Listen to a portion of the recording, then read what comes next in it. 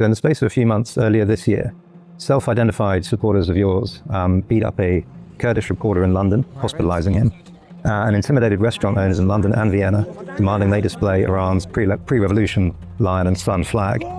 At a meeting of the Iran Freedom Conference in London, some attendees were advised to leave the basement because of fears of violence.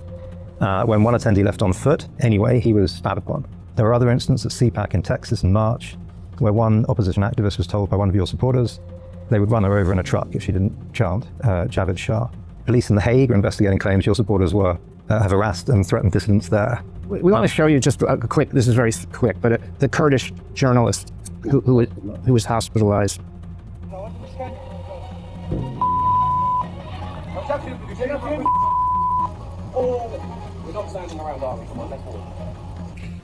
What is your response to that? I believe in pluralism. I believe in tolerance. I believe in civility, in debate, in argument, in comportment, respect, and no hostility of any kind or no brutality of any kind. That goes for everyone. Anybody who claims to be my supporter has to understand that these are the guidelines. And anyone who would violate these guidelines, I don't consider a supporter, and I'll be the first to condemn that behavior. And if their behavior is criminal, that they will face the full penalty of the law in any country in which such violation has occurred. Let me be very clear about that. And finally, I would also say that don't forget that the regime has also a lot of plans, a lot of agents provocateurs, as the French will say, agitators, masquerading as supporters of this or that group to create, in fact, this kind of conflicts.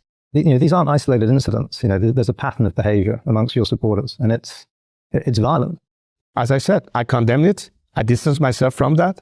I don't justify it. I don't condone it. And in fact, I ask for whatever authority it is to have them face the crime they've committed. You cannot just go and start brutalizing people. It's well beyond just the ethics and the moral conduct of it, but it has implications. We have to be respectful. How could we possibly guarantee the Iranian people in the future they'll be protected under the law and there will be justice if they conduct themselves in this way and they want to be advocates of a future based on violence and retribution? Of course not. I want to ask you something I'm hoping you'll address. And this is a criticism that's also, again, from some of your financial backers, that you haven't tamped down on some of the harsh rhetoric of some of your closest advisors. So one example, in January, K8Zj7Gb, he posted this on X.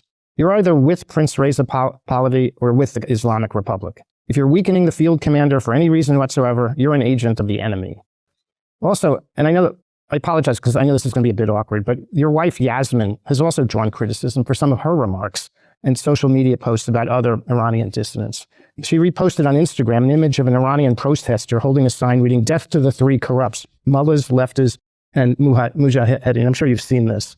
And she repeated the slogan in her own caption.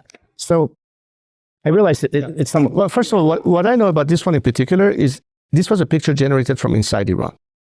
She's doing the Women Life Freedom movement. Right. She took it as a spontaneous act there. When we realized what it was said, that she immediately took it down. Right. And she said later, to clarify, that of course I'm not advocating violence or death to this or that. So she said that on the record. So it would be unfair to say that she never took a position on that. As far as every single statement made by my team, we are certainly establishing a much stricter protocol now in terms of to what extent people who are closely associated with me have to be able to censor themselves, which is very unfair to begin with because it's a violation of free speech, but at the same time, you can no longer act independently. You have to be much more careful about what we said or not. And understand one thing. I know K8Zj7Gb and others on my team. Some of them have lived the toughest possible ordeal to get to where they are today. They've been in jail in Iran.